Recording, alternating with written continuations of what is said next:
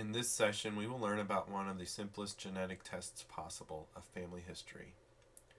Family history is one of the most predictive genetic tests that does not require the collection of blood.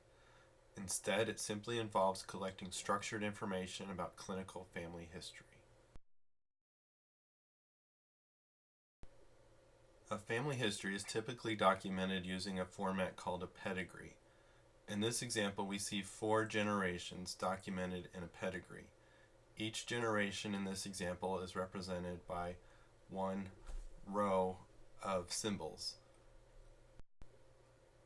Pedigrees utilize a standard format for designating males with a box, females with a circle, a deceased person with a slash through this symbol, as well as under indications for twins and other relationships. So let's think about a case scenario in which family history would be useful. Perhaps you have a child with cystic fibrosis. Your first cousin on your mother's side is concerned about whether or not her children could be carriers of the trait. You'd like to use a family history application to work through the possibilities. A simple and easy to use family history application is called My Family Health Portrait, which was provided by the Health and Human Services Department under the sponsorship of the Surgeon General. This is a free resource and it provides basic functionality. Other applications are more appropriate for clinical geneticists wishing a deeper set of features and functions. Next, we will talk through an example of using My Family Health Portrait to evaluate the case scenario that we just discussed. You begin by navigating to the website familyhistory.hhs.gov. Once you have done that, you will arrive at this website. When you arrive at the My Family Health Portrait website, you select the Create a New Family History. Then you enter your information, your name, your gender. Then you enter your birthday, and for the record, this is not my actual birthday. After filling out that prompt, you then begin entering any clinical conditions that this person may possess. So for example, here we will check hypertension, and that it developed in the 20s. After filling that out, you're presented with a number of prompts asking you for how many brothers and sisters you have, how many children you have, how many siblings your parents have. Based on that information, the program will then populate a table with entries for each of these persons.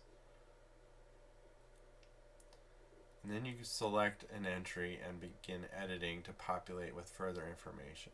So here we enter a child that is documented as having cystic fibrosis.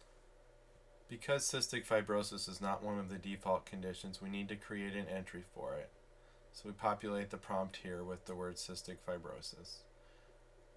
And then we also document the age at diagnosis. And then click Add.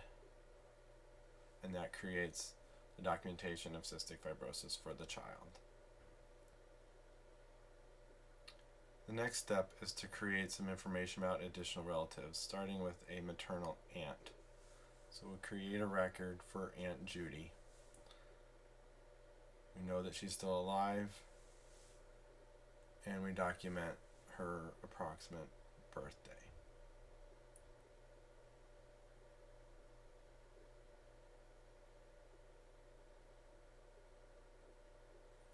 After doing that, let's also populate another relative. And in this case, we'll populate the information for a maternal aunt. We'll call this relative Aunt Jill.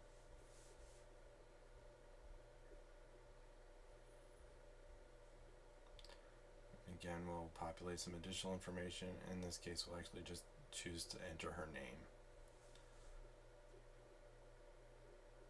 So now that we've created our aunts, we need to add our first cousin. So to do this, you check add a family member. And then we'll pick first cousin, and then it offers options including Jill. So we'll document that our first cousin is Jill's child. So we'll fill out some additional information for our first cousin, Tim. We try to save and we get an error because we didn't choose a gender for Tim. So we go back and document that Tim was a male, and now it lets us complete. So now let's take a look at the initial pedigree. We can see that Tim has been added to the pedigree as a family member. And another thing that we can do is document and highlight who has cystic fibrosis. And at this point, the only person represented is Jimmy. So let's go back, and now we remember from conversations with our father that he had a brother, Mike, who passed away from cystic fibrosis. So we update Mike's record and document that Mike is no longer living and that he died of cystic fibrosis and that the age of death was childhood.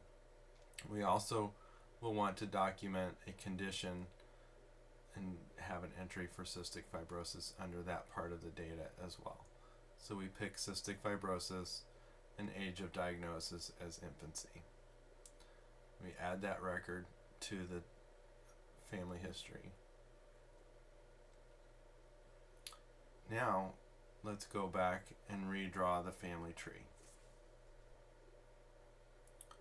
So now we want to reset the disease indicator and pick cystic fibrosis again. And now both Mike and Jimmy are shown as having cystic fibrosis. The tree clearly shows that on Tim's side of the family, cystic fibrosis is not a concern, but that the other side of the family, including Judy's relatives, probably should be concerned about a potential risk of cystic fibrosis.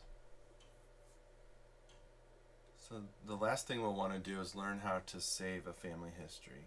So we go back to the main screen, close the diagram, select this button, and click Save. And we pick the first option, and that saves an XML file to our Downloads folder on our computer. Now we can use that for future sessions without starting over. So we've shown in this session how to document a family history.